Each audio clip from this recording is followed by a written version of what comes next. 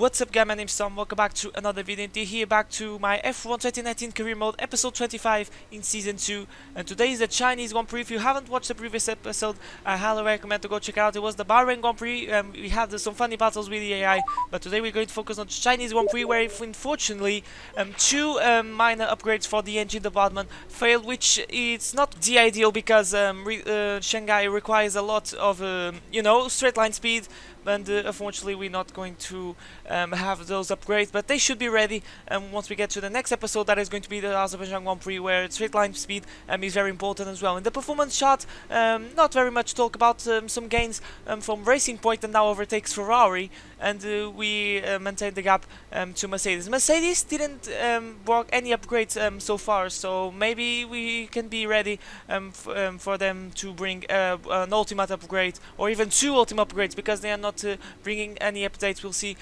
over the course of the next episodes. And in terms of the rest of the teams, everything is the same. So let's go to qualifying and let's see how this car behaves in one lap pace. Welcome to Shanghai, China, for what I've no doubt is going to be a fantastic F1 qualifying session. Now then, Anthony Davidson, you're not getting any younger, but you have been involved in your fair share of qualifying sessions in an illustrious 30-year career.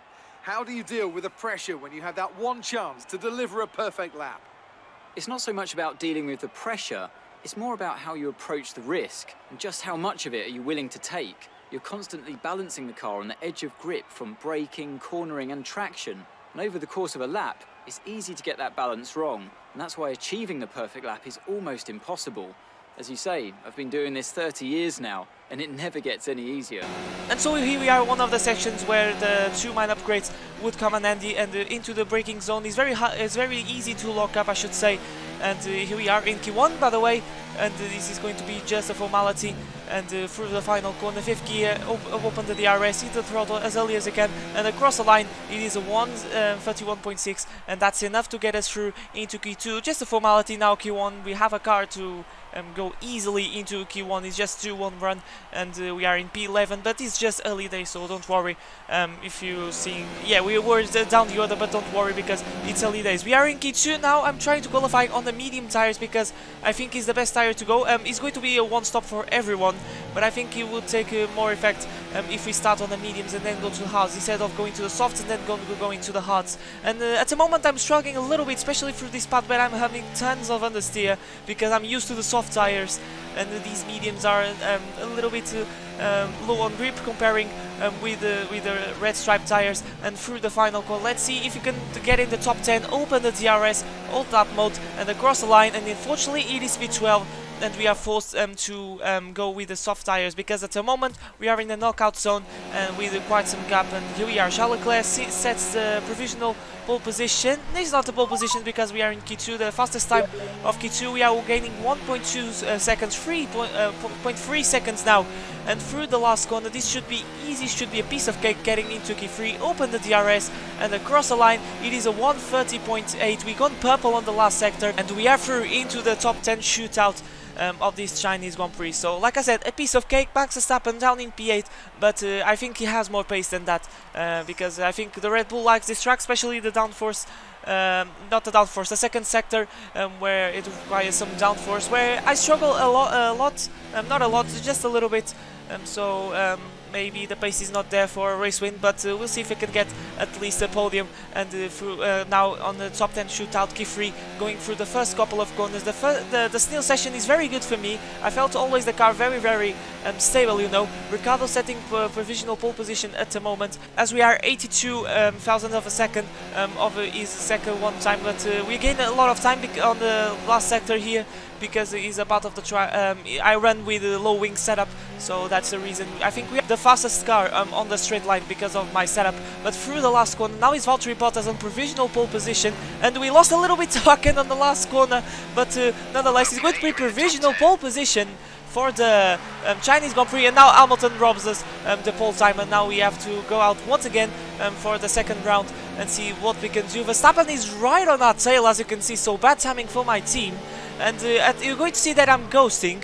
Yeah, there he is, I'm ghosting, and Verstappen goes through me a little bit, but we lost the back end, and it's over for us. In this Q3 session, Verstappen goes through, and unfortunately, the best that we can have is P2 because we made a mistake on the second sector. We hit the throttle too early, and unfortunately that's the end of key 3. Verstappen with provisional ball. Now is Lucas Weber on pole position in the Toro Rosso team. Okay, that came out of nowhere. Lucas Weber is going to start in pole position for this Chinese Grand Prix in a fashion way, because it's a Toro Rosso, a better car, a worse car than the Red Bull in paper. But there is confirmation results in the Red Bull 1-2, we can say, with Lucas Weber in the Toro Rosso and then Max Verstappen in the Red Bull, and we're going to start in P5 due to that mistake. I think I could manage P3 to be honest, but that's how things go. We'll see what we can do now in the race, and let's see if we can challenge these guys. And can Weber get his first F1 win? That would be insane, but now it's time for the race, the Chinese Grand Prix. It's time to find out which driver is up to the task of claiming the Chinese Grand Prix. We're here in Shanghai. We start a lap here at Shanghai with the long, difficult right-handers of turns 1 and 2, the first of 16 corners that make up this 3.3-mile circuit. The incredibly long back straight provides the best passing opportunity of the lap, with speeds in excess of 200 miles per hour before the braking zone of turn 14.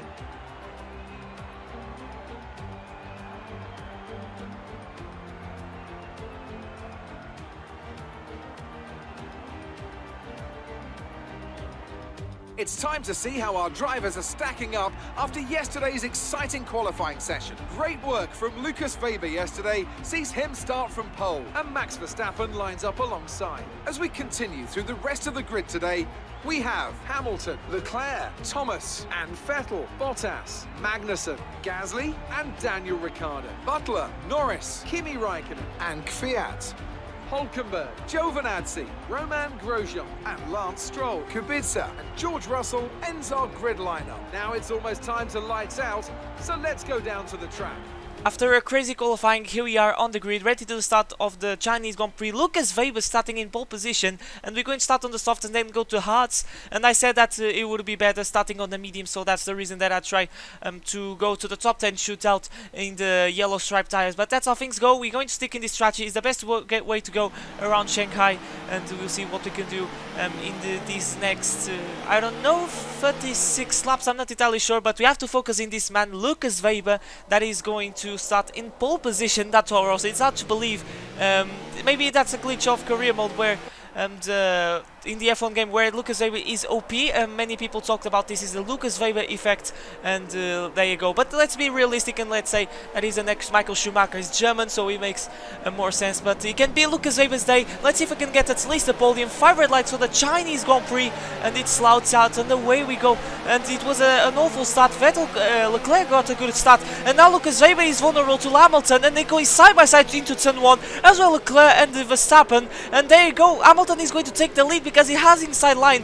Weber is going to try to stick the nose inside. He does so, but Hamilton now is going to take a better run around the outside as we try to make a move on our teammate Max Verstappen, and now we are a little bit vulnerable to Vettel, but there we go. Hamilton takes the lead of the Chinese Grand Prix, and it's Lucas Weber in second place as we make a dive bomb on Max Verstappen, going a little bit wide because we locked up a little bit, but Verstappen didn't lose the position, so that's okay. But it's Lewis Hamilton in the lead of these elite stages of the Chinese Grand Prix, followed by Lucas Weber, Charles Leclerc, then myself, Verstappen, and Charles Leclerc and Sebastian Vettel, that is vulnerable to the racing point of Daniel Ricciardo. And Hamilton now is probably going to try to pull away of Weber, but let's see, because he had so much pace in qualifying, and maybe that's it. Maybe in the race the pace is not there. Hamilton, as you can see, he just pulled away a little bit of the Toro Rosso, so let's see. But we got a little bit on the curb on the outside part of this corner, and now we are vulnerable to Verstappen. Leclerc waltzing away, and the pace that it seems that in these early stages is not there. And Verstappen has a slipstream,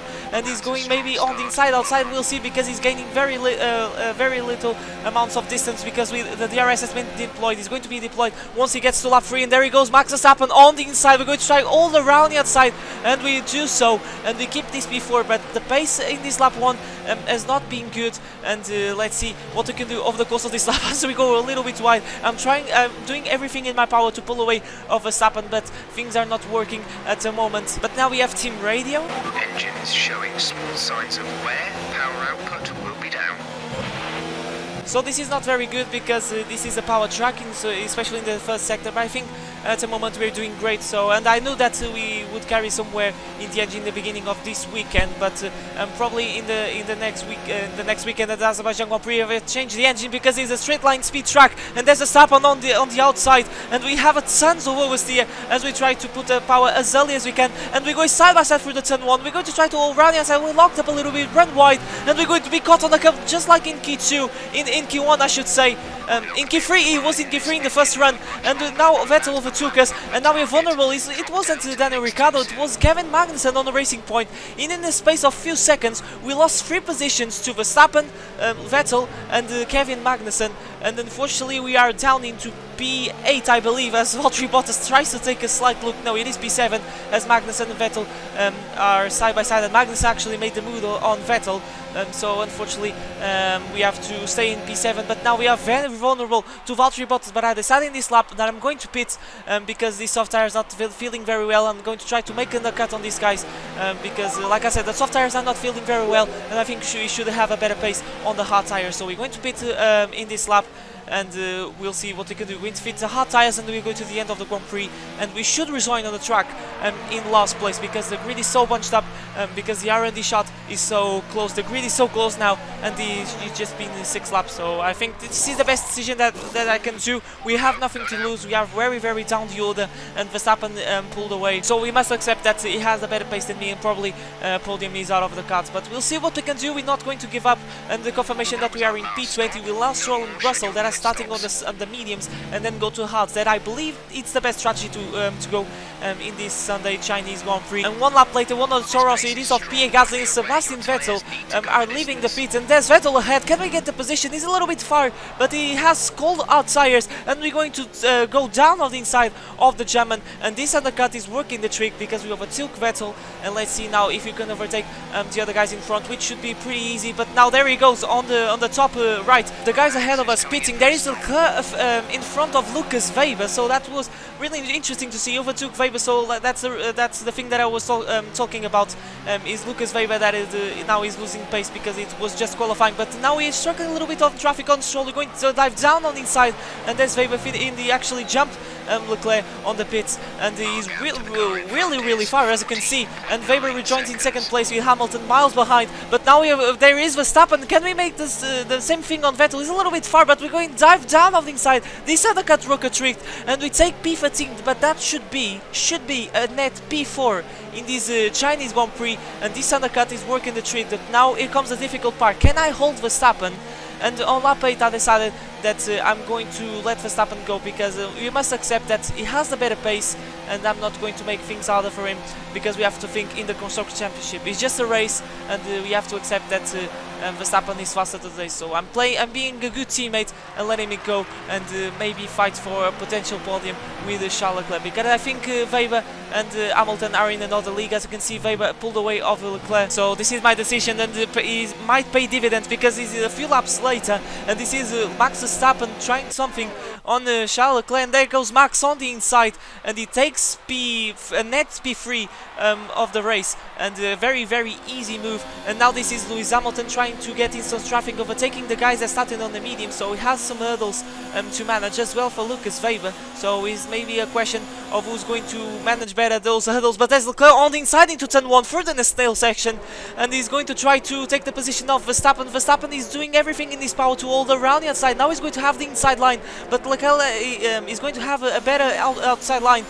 Usually it's better to go through this line at the Shanghai circuit, and he gets that position once again. So maybe we're getting ready for a good battle. As you can see, Verstappen on the slipstream again. He's going to take the inside line, and there he goes. Leclerc now is going to try probably hold around the outside because he's not that far, and he's going to do so. And Max is going to try to do everything, maybe giving a little bit of a squeeze. Yes, he does. And Leclerc gets caught on the curb, and Max gets ahead of Leclerc, and now he's going to try to pull away of these guys. But now Leclerc is going to have the RS. He's going to come back to Verstappen. Don't tell me. Yes, he's going. Now he's going to try around the outside, as you can see, and he's going to make the move even before Verstappen has absolutely no chance to go side by side with him through the snail session. Here we are, the one-stoppers that started on the mediums. Basically, everyone is in the one-stop because that's the way to go in Shanghai, like I said. But these are the medium runs, the slower guys.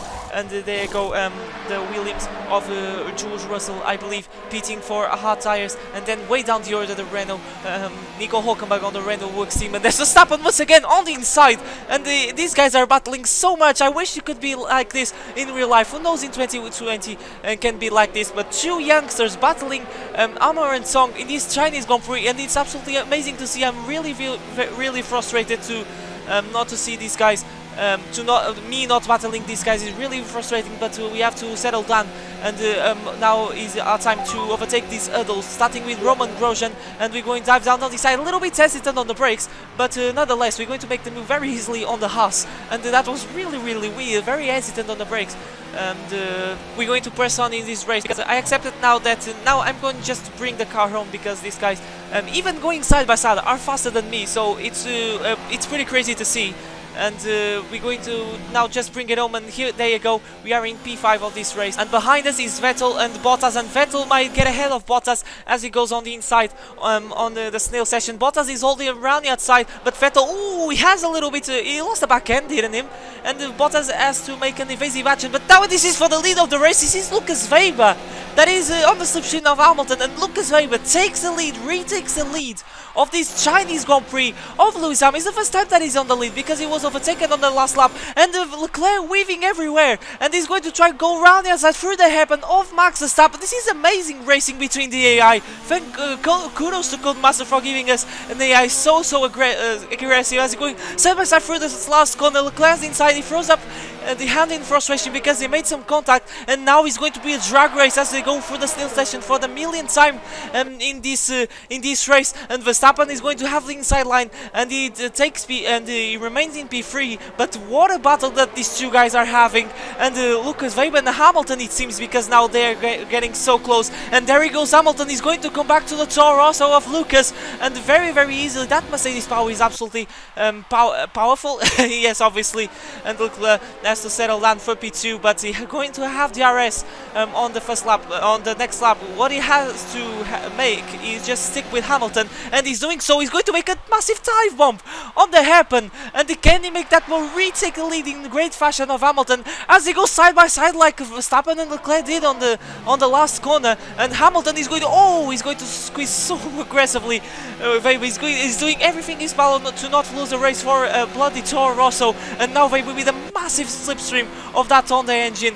I wonder if he's running with low wings, and Hamilton is trying to go around on the outside, and Verstappen locks up. Oh, they made a little bit of contact, Leclerc, as they're going side by side once again, and Weber locks up, and he gets massively squeezed by Hamilton once again. So what a great sequence of laps that has been. It's really unfortunate that I'm not taking part on this, because I don't have pace. But talking about space, there we have team radio about Vettel. Some information on Vettel. They have some kind of mechanical problem.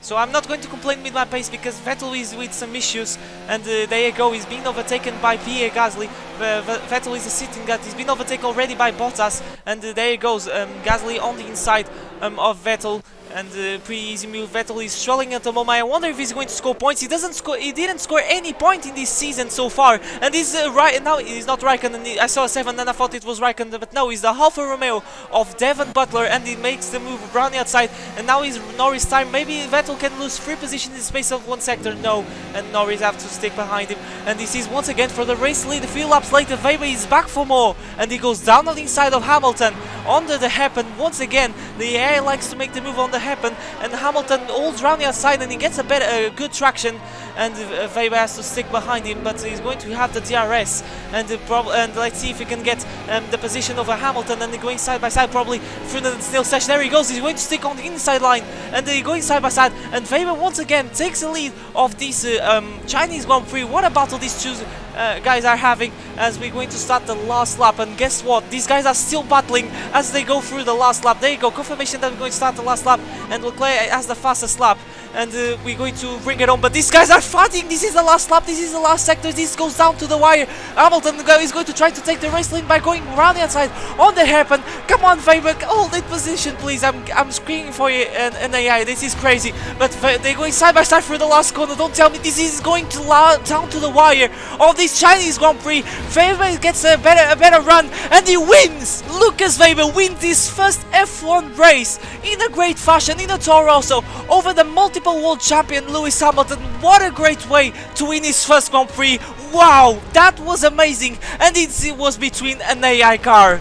Wow, that was amazing. And about us, yeah, it's P5 and unfortunately we couldn't take part in these battles, but one of the closest race finishes that I have ever seen on my F1 career, and we're going to come home in a very solid P5, and unfortunately Pacer wasn't there, but wow, what a race, what a race!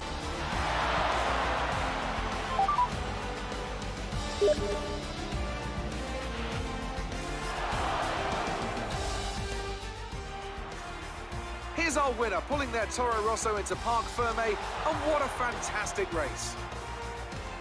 Tell me, Ant, how did they manage to achieve this win? Well, tyre management probably played quite a large role in the outcome of this one. As ever, it's not just about speed, it's all about maintaining that speed consistently over a stint, over a race distance. So being able to keep up the lap times while still being smooth on the controls and gentle on the tyres, that's really where the race was won today. As we await the winners to take their positions on the podium, one thing is clear. Toro Rosso have really shown their prowess on the track. This is a team that isn't afraid to take risks, whether that's on the circuit or in the new talent they hire. Today, those risks certainly paid off.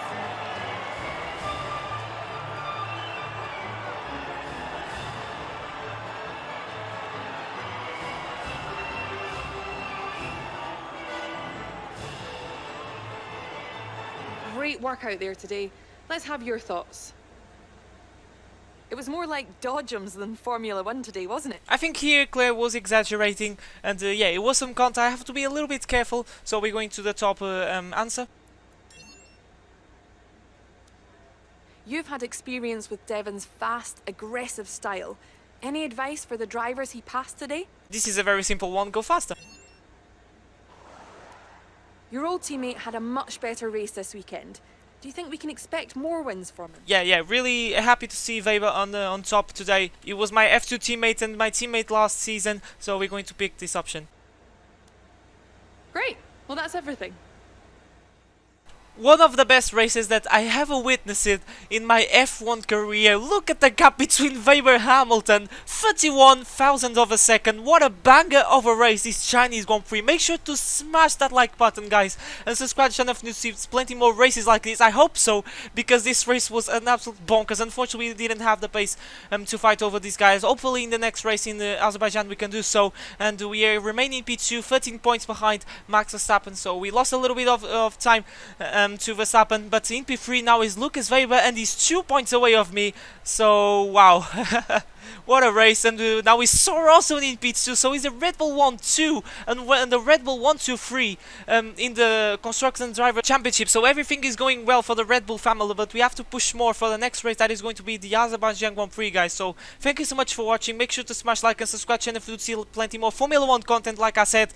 And yeah, what a race, what a race. I never seen so much intense battle between the AI, and that shows that the AI is improving so much in these F1 games, and that's what we want to see. And now back to the performance shot. We're going to buy we're going to repurchase those 2 minor engine upgrades, and they going to be ready for the next race. That is going to be the Azerbaijan Grand Prix. And about the chassis, I decided to buy another tire wear upgrade, because tire wear around Azerbaijan is pretty high, so it's going to come in handy. And in terms of the engine, we're going to fit a brand new ICE for the next race, and we're going to use this one for the Spanish Grand Prix, and then switch to the old one once we get to Monaco, where the straight line speed is not a big deal. But guys, that has been the episode, and there you go. We are in second place, we are in the fight, and who knows that Lucas Weber can be in the fight as well. That would be absolutely amazing to see. But yeah, that is the third episode of career mode. What a race, one of the best races that I have witnessed, if not the best one.